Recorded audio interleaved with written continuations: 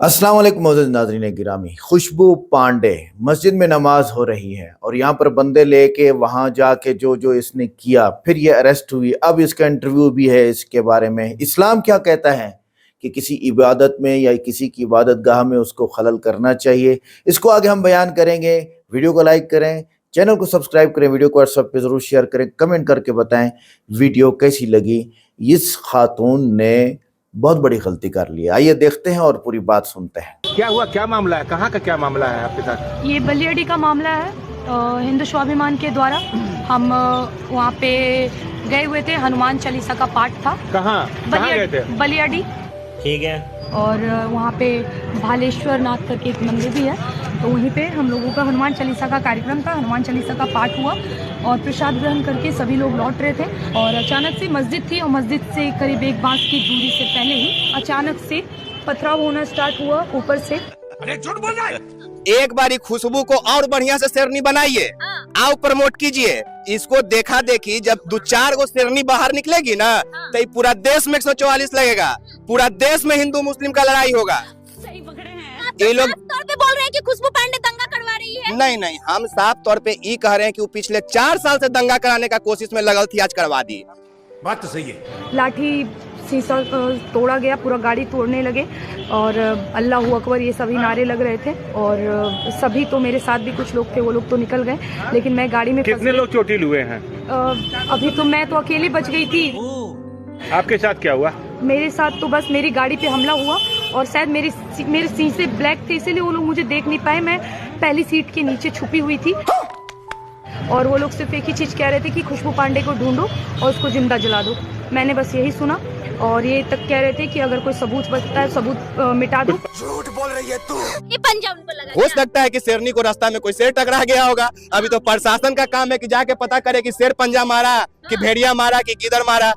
अब तो शेरनी है तो कोई ना कोई लपेट दिया उसको। मुसलमानों को उकसाने का काम करती है। वो मुसलमानों को गाली देने का काम करती है, समझ रहे हो? खुशबू पांडे को कोई संरक्षण नहीं करता है, इस भ्रम में मत रहो। कोई संरक्षण इस देश में किसी को नहीं कर रहा है। जब आपका जाहिलियत हद से पार हो जाएगा, आप सलाखों के अंदर ठूंस दिए जाएंगे। समझ गया। और थोड़ी देर के बाद मैं 20-25 मिनट तक तो आप अंदर ही रही। उस दौरान मैंने थोड़ी देर के लिए लाइव भी किया था क्योंकि लग नहीं रहा था कि जीवित रहूंगी जैसा माहौल था। और बगल में ही खड़े होकर वो लोग बार बार मुझे जलाने की बात कर रहे थे, मेरी गाड़ियों को घेर रहे थे, तोड़ रहे थे। और थोड़ी देर के बाद जब उन्हें पता नहीं चला मैं अंदर हूँ, माहौल ठंडा हुआ, फिर मैंने पुलिसकर्मी का आवाज़ सुना। कुछ पुलिस फोर्स आए, फिर मैं उनसे मिली और उसके बाद। गाड़ी कहाँ आपकी? गाड़ी तो सारी तोड़ दी गई, उधर ही है, अभी शायद यहाँ पे आ गई है, सीज की गई है। बाकी गाड़ी वाड़ी सब तोड़ दी गई है। नहीं, मैं नहीं मानता। खुशबू पांडे के साथ मारपीट किया गया एक समुदाय के द्वारा। नहीं, हम इस बात पे यकीन नहीं करते। उसका चेहरा हो रहा एकदम हमको फ्रेश दिख रहा था। और उस नागिन को जो दिन भर फपकार के जहर उगलती है, मैं तो उसको 3 साल से जान रहा हूँ। मैं दिल्ली के राजीव चौक पे जाके उसके पालतू लड़कों के सामने उसको बोल के आया था कि तुम एक दिन पिटाएगी। ये हमारे कभी अपने नहीं होने वाले। आज तक तो मैं बोल रही थी, लेकिन आज मैंने मान लिया, क्योंकि जब बिना कोई गलती का, बिना कुछ सोचे समझे सामने से लाठीचार्ज होने लगे, अटैक होने लगे, तलवारें थी सबके हाथों में। अभी बता था भाई, अभी बता था। खुशबू पांडे बोल रहा था कि मस्जिद के पास में जाओ, सब मतलब मुसलमान सब नमाज पढ़ रहे, नमाज में खड़ी है, इधर से तो नारा लगाने के लिए जय सिया राम बोलो। खुशबू पांडे हो रहा था उस समय। हाँ, उस समय नमाज हो रहा था। यही नहीं, अभी और सुनिए। खुशबू पांडे बोला कि हम इधर से गुजरे, फिर उधर से भी हम गुजरेंगे। हम मुसलमान को मस्जिद में जा करके हम बम पिस्तौल मारेंगे। खुशबू पांडे बोला कि उसको मुसलमान नहीं मानेंगे। समझ रहे हो? शायद मुझे नहीं लगा मैं जीवित बच पाऊंगी, क्योंकि जिस प्रकार वो लोग कह रहे थे खुशबू पांडे को ढूंढो और जिंदा जला दो, तो मुझे नहीं लगता है कि मुझे ऐसा लगा था कि मैं जीवित बच पाऊंगी। झूठ बोल रही है तू। तब बोलिए मुसलमान लोग उलझ भी नहीं करेगा, तो ये भी उलझ गया। उधर से भड़काई तब। हाँ, तब गड़बड़ हो गया, तब होने लगा दोनों तरफ से होने लगा। कतई गलत है और मैं बार बार कह दूं, ये अल्पसंख्यक कह रहे हैं ये हमारे हैं क्या? ये अल्पसंख्यक है। देख लीजिए स्थिति, सर, हाथ, पैर, ये अल्पसंख्यक है। आपने इनको हिंदू से दी की पुकार थी, रुकेगा नहीं, अब और आगे जाएगा।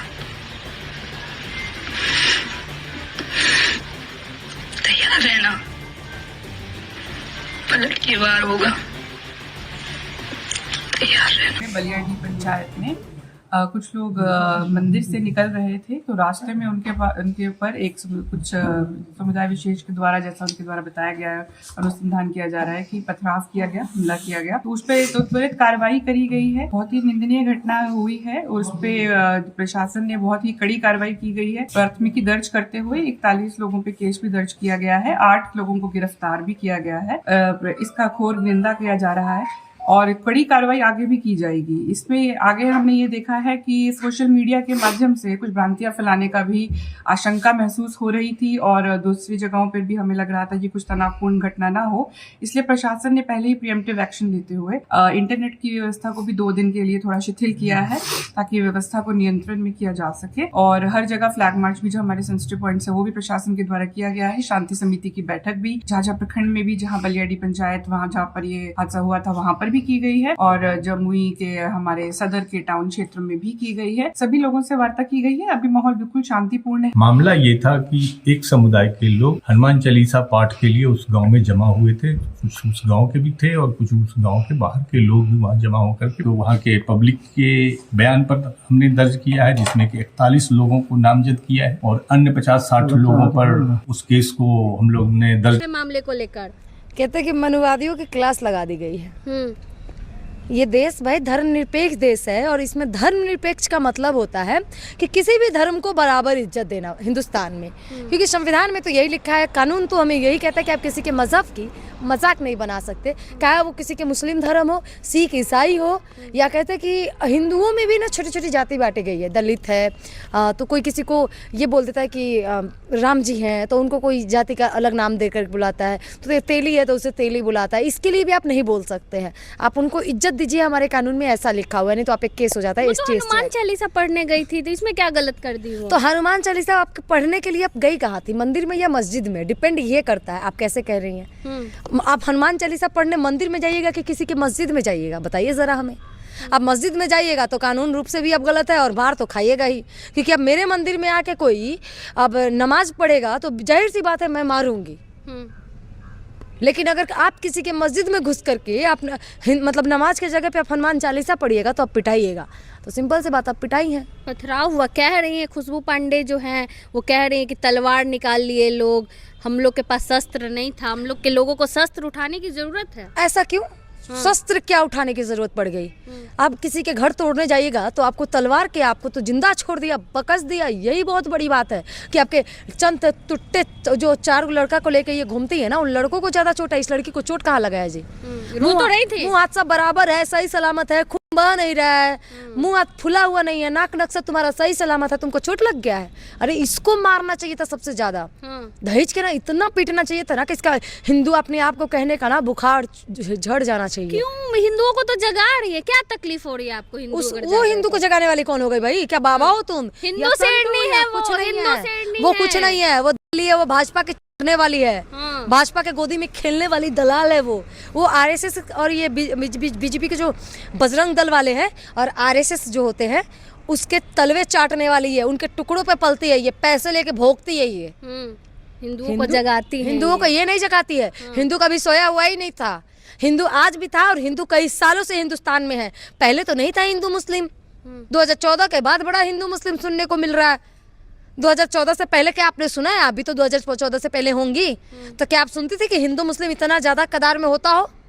अगर आप सुनती थी तो बताइए, क्योंकि आप पत्रकार है तो आज से पहले भी आपने बहुत सारे डाटा देखा होगा। तो क्या 2014 से पहले कभी आपने? मैंने तो नहीं देखा है। 2014 से पहले मैं होश संभाल चुकी थी भाई, मैं 14 साल की थी लगभग, तो मुझे तो नहीं पता है, मुझे तो बिल्कुल नहीं पता कि हिंदू मुस्लिम जैसा कुछ होता हो। ये बढ़ा आ गई हिंदू जगाने, तो खा ली ना मार। अभी भी अकल ठिकाने आई कि नहीं आई? कहती है कि हिंदू ही हिंदू का दुश्मन है, तो काहे तुम्हारा गलत में कोई साथ देगा जी?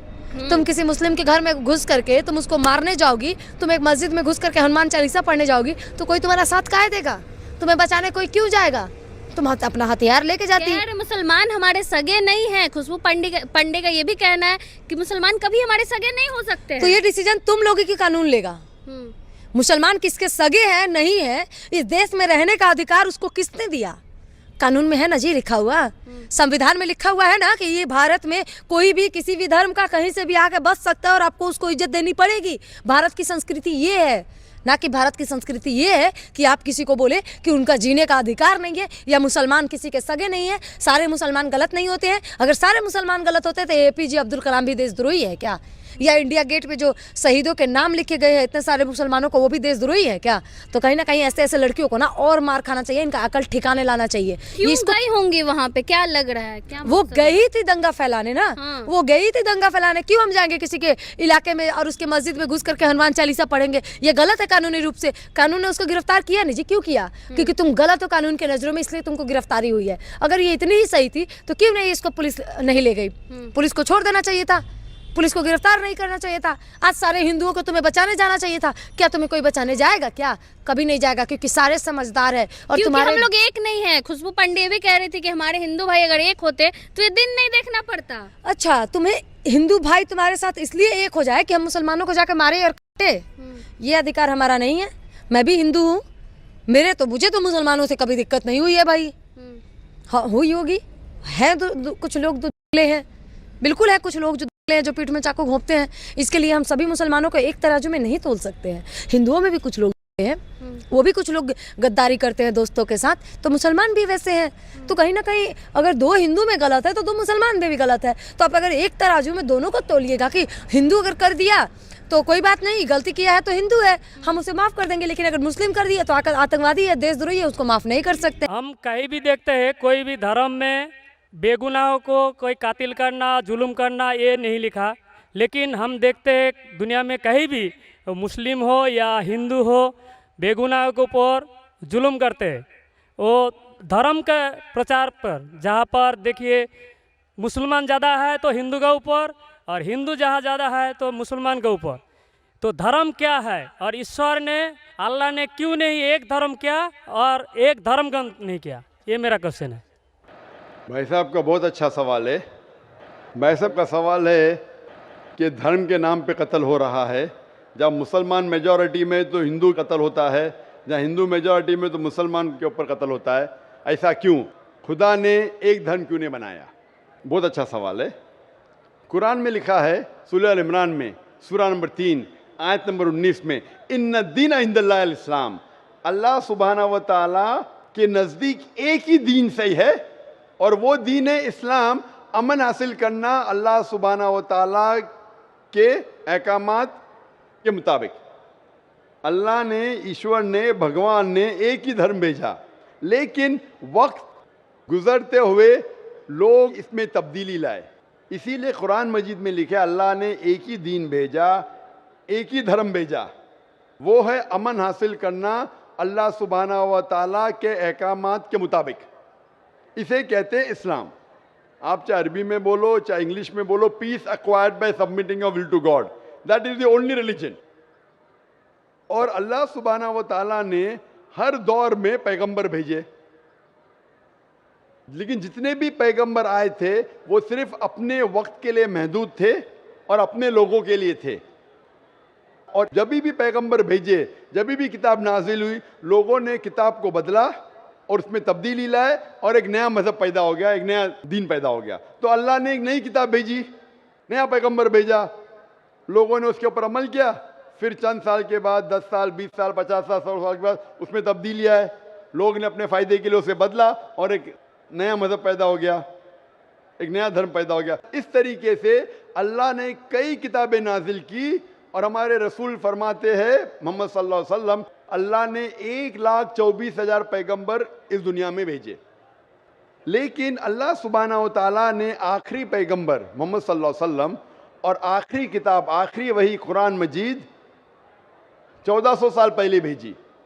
और इसमें अल्लाह ताला फरमाते हैं कि क्योंकि ये आखिरी किताब है, ये सिर्फ मुसलमानों के लिए नहीं, सिर्फ अरबों के लिए नहीं भेजी थी, बल्कि सारी इंसानियत के लिए भेजी थी। और क्योंकि ये आखिरी किताब है, ये महदूद नहीं 10 साल के लिए, 100 साल के लिए, 1000 साल के लिए, जब तक क़यामत आएंगी उस वक्त तक के ये किताब सही रहेंगी। और क्योंकि मोहम्मद सल्लल्लाहु अलैहि वसल्लम आखिरी पैगंबर थे, वो सिर्फ मुसलमान या अरबों के लिए नहीं भेजे गए थे, वो सारी दुनिया के लिए भेजे गए थे। तो आज जो भी इंसान है, चाहे वो हिंदुस्तान में है, चाहे पाकिस्तान में, चाहे सऊदी अरेबिया में, चाहे USA में, चाहे इंग्लैंड में, उसे आखिरी पैगाम अल्लाह का, खुदा का, उसके ऊपर अमल करना चाहिए, वही कुरान और आखिरी पैगंबर मोहम्मद सल्लल्लाहु अलैहि वसल्लम पे अमल करना चाहिए। फिर आपको अमन मिलेंगी और इंशाअल्लाह खून खराबा नहीं रहेगा। मैं मानता हूँ आपकी बात कि अक्सर आप देखते मेजॉरिटी माइनॉरिटी पे जुल्म करता है। मैं आपसे पूछना चाहता हूँ भाई साहब, इस किशनगंज में मेजॉरिटी मुस्लिम की है क्या हिंदू की है? सर मेरे को तो पता नहीं, मैं बंगाल से आया हूँ, किशनगंज के बारे में। बंगाल किशनगंज का नहीं, लेकिन आज सुबह को जब हमारे हिंदू जितने इदारे के प्रेसिडेंट थे, चेयरमैन थे, वो कह रहे थे कि किशनगंज में 65% मुसलमान हैं और 35% हिंदू है। उसके बावजूद इस किशनगंज ये मिसाल है हिंदुस्तान में कि कभी भी हिंदू मुस्लिम का राइट नहीं हुआ। धर्म के नाम पे किसी मुसलमान ने कोई हिंदू को ना कत्ल किया, ना हिंदू ने मुसलमान को कत्ल किया। एक पॉलिटिशियन एमएलए साहब कह रहे थे खाली वोटिंग के टाइम पे कभी कभी होता है हिंदू मुस्लिम के अंदर किसको वोट देना, उसको छोड़ के कभी भी यहां दंगे फसाद नहीं हुए। तो ये मिसाल है कि मेजॉरिटी में होने के बावजूद आप देखते कितना अमन है। और आप खुशनसीब है क्या मीडिया ये अमन को खराब नहीं कर रही। मीडिया को पता चल जाएगा मुसलमान अमन से रह रहे तो आपके अमन और शांति को अशांति में बदल देंगी। सबसे अच्छी मिसाल है कश्मीर। कश्मीर में देखो क्या हो रहा है। मीडिया आप देखेंगे, मीडिया इतना उसके पीछे लग गई कि शांति को अशांति में बदल दी। तो मैं अल्लाह से दुआ करता हूँ कि किशनगंज का माहौल अमन रहे। आप मीडिया से बचिए, आप सही धर्म का पालन कीजिए, इंशाअल्लाह आपको अमन और शांति मिलेंगी। लेकिन आपके सवाल का जवाब ये है कि अल्लाह ने, ईश्वर ने, खुदा ने एक ही दीन भेजा है, वो है अमन हासिल करना। ईश्वर भगवान अल्लाह के जो भी अहकामात है उसको अमल में लाने के बाद, और हर इंसान अगर ये ढूंढे कि सही ईश्वर कौन है और उसका कहना क्या है, तो इंशाअल्लाह दुनिया में अमन रहेगा। लेकिन कई लोग नहीं चाहते कि दुनिया में अमन रहे, इसीलिए वो देखते हैं इस हमारे हिंदुस्तान में, सारी दुनिया में हिंदुस्तान एक ऐसा मुल्क है जहाँ सबसे ज़्यादा मज़हब के नाम पे राइट्स हुए, दंगे फसाद हुए। और इसका मैं ब्लेम डालता हूँ हिंदुस्तानी नागरिक पे ने, हिंदुस्तानी पॉलिटिशियन पे, क्योंकि अंग्रेज़ ने हमारे देश को बांटा। अंग्रेज़ आए थे हिंदुस्तान में तिजारत करने के लिए, लेकिन हम पे हुकूमत की। उनकी पॉलिसी थी डिवाइड एंड रूल, हिंदू मुस्लिम को डिवाइड किया और हम पे राज किया। अंग्रेज तो चले गए, अपनी राजनीति छोड़ गए पीछे। इसीलिए मैंने एक तकरीर किया हूं, इस टेररिज्म मुस्लिम मोनोपोली, और कहा जितने भी आप दंगे फसाद देखेंगे दुनिया में, जितने भी टेररिस्ट एक्ट डायरेक्टली और इनडायरेक्टली कहीं ना कहीं पॉलिटिशियन का हाथ है। चाहे बाबरी मस्जिद लो, चाहे गुजरात लो, चाहे 9/11 लो, चाहे अफगानिस्तान लो, चाहे इराक लो, चाहे पैलेस्टाइन लो, ये सब में राजनीति का हाथ है। लोग चाहते हैं कि हमारे वोट बैंक में लोग हमें वोट दे, तो सबसे आसान तरीका है कि आपस में लड़ाओ मजहब के नाम पे। नहीं तो आमतौर पे मैं समझता हूँ हिंदुस्तानी जो नागरिक है, हिंदू और मुस्लिम, माशाअल्लाह आपस में अमन चाहते, आपस में एक दूसरे से प्यार करते। लेकिन इस शांति, इस अमन को अक्सर कुछ लोग अपने फायदे के लिए इसको तोड़ना चाहते हैं, इसको भ्रष्ट करना चाहते। इसीलिए आप देखते कि ये राइट्स होते हैं। अल्हम्दुलिल्लाह किशनगंज एक मिसाल है, और मैं दरख्वास्त करूंगा किशनगंज के पॉलिटिशियन से कि इस अमन को इंशाअल्लाह बरकरार रखे। आप हक पे रहो, आपको वोट मिलेगा। यहाँ नहीं मिलेगा, ऊपर तो सीट मिलेंगी। मैं हमेशा पॉलिटिशियन से कहता हूँ आप हक पे जमे रहो, चाहे आपका नुकसान हो। यहाँ सीट नहीं मिलेंगी, ऊपर तो मिलेंगी। ये सीट तो टेम्परेरी है, ये सीट आपकी दुनिया की टेम्परेरी है। कितने साल जिएंगे आप? 50 साल, 60 साल, 80 साल, कितने साल जिएंगे? ऊपर की तो परमानेंट सीट है ना। ये सीट को छोड़िए, आखिरत की सीट की फिक्र कीजिए। तो इसीलिए जो ईश्वर का पैगाम है, खुदा का पैगाम है, अल्लाह का पैगाम है, हक पे रहिए और हक का साथ दीजिए। चाहे आपको यहाँ सीट मिली का नहीं मिली, आखिरत में तो मिलेंगी और वो हमेशा आपके साथ रहेंगी। Hope that answers the question. तो नाज़रीन गिरामी, ये जो खुशबू पांडे खातून है, इसने जो गलती की है और मुसलमानों की मस्जिद में जाकर इस तरह के हिंदुआना रसूमात को अदा करने की कोशिश की है, तो फिर मुसलमान इकट्ठे हुए तो क्या मुसलमान जला देते इसको? ये जो इल्ज़ाम लगा रही है, क्या किसी को जलाना आसान है? इस्लाम इसकी इजाज़त नहीं देता। इस्लाम तो कीड़े मकोड़ों को भी जिंदा जलाने की इजाज़त नहीं देता। पहली बार किसी हिंदू पर FIR कटी है, ये मैं पहली बार देख रहा हूँ कि हिंदू मुस्लिम फसादात में पहली बार किसी हिंदू पर FIR कटी, लेकिन गिरफ्तार तो 50 मुसलमान हो चुके हैं। सोचने की बात तो ये भी है। पुलिस इस तरह के हिंदुओं से पहले से परेशान है, क्योंकि ये दंगा फसाद करने में पहल करते हैं तो परेशानी तो होगी, और खुद गिरफ्तार होते हैं तो छूट जाते हैं हिंदू, और जो मुसलमान गिरफ्तार होते हैं वो छूटते ही नहीं हैं। तलवार की तहकीकात होनी चाहिए कि क्या वाकई किसी ही मुस्लिम ने वहाँ तलवार उठाई, और जो जो इल्ज़ाम ये लगा रही है, क्या इस तरह के इल्ज़ामात सच्चे भी हैं या नहीं है मुसलमानों के ऊपर। अब जब अंग्रेज़ गया यहाँ हिंदू पाकिस्तान यानी बरे सगीर से अंग्रेज़ गया, तो वो ऐसी पॉलिसियाँ बना के गया कि ये आपस में लड़ते रहें और बरतानिया के बारे में कभी ना सोचें, और ये हकीकत है। और अभी यही हो रहा है, आपस में लड़ रहे हैं सरहदों पर या एक मुल्क के अंदर मजहबी फ़िरका वारियत। सबसे पहले 1871 में अंग्रेज़ ने हिंदू मुस्लिम फसादात की इब्तिदा कराई और हिंदुओं को अलग गिनती किया गया और मुसलमानों को अलग गिनती किया गया, ताकि पता चले। और जब ये अलग अलग गिनती हुई तो बस हिंदू ज़्यादा निकले, और हिंदू ने कहा हम शेर हैं, हम इनको कच्चा चबा के चले जाएंगे। बनारस हिंदू यूनिवर्सिटी और अलीगढ़ मुस्लिम यूनिवर्सिटी का क़याम 1919 और 1920 में अंग्रेज़ों ने तालीमी मैदान में भी फ़िरका वाराना तफरीक पैदा की। 1919 में बनारस हिंदू यूनिवर्सिटी और 1920 में अलीगढ़ मुस्लिम यूनिवर्सिटी का क़याम अमल में आया, जिसका मकसद हिंदू और मुस्लिम तलबा को मुख्तलिफ तालीमी माहौल में परवान चढ़ाना था, ताकि इनकी फ़िक्री सिमत मुख्तलिफ हो जाए। उधर हिंदू अलग हो गए पढ़ने पढ़ाने में, और उधर मुस्लिम अलग हो गए पढ़ने पढ़ाने में।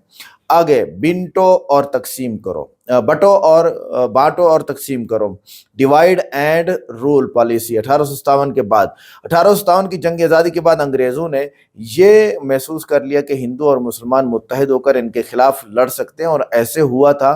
हिंदू और मुसलमान इकट्ठे हो चुके थे उस वक्त। उसके बाद उन्होंने तकसीम करो और हुकूमत करो की पॉलिसी को अमली शक्ल दी और मजहबी बुनियादों पर लोगों को बांटना शुरू कर दिया। हिंदू मुस्लिम अलहदा इंतखाबात 1909 में, 1919 में, 1935 में जो है वो मिंटो मार्ले रिफॉर्मर्स ने के ज़रिए हिंदू और मुस्लिम के लिए अलहदा इंतखाबात का मुतारिफ कराया गया। जी, अब बांटना ही शुरू कर दिया था उन्होंने, और 1919 में भी जो है ना इसी तरह हुआ, 1935 में भी इसी तरह हुआ। मुसलमानों और हिंदुओं के दरमियान माशी तफावत पैदा करना 1858, 1947, ये तकरीबन 110 साल का अरसा है। अंग्रेज़ों ने मुसलमानों की मईशत को तबाह किया, ख़ास तौर पर 1858 के बाद उनके कारोबार, ज़मींदारी और मुलाजमतों पर हिंदुओं को तरजीह दी गई।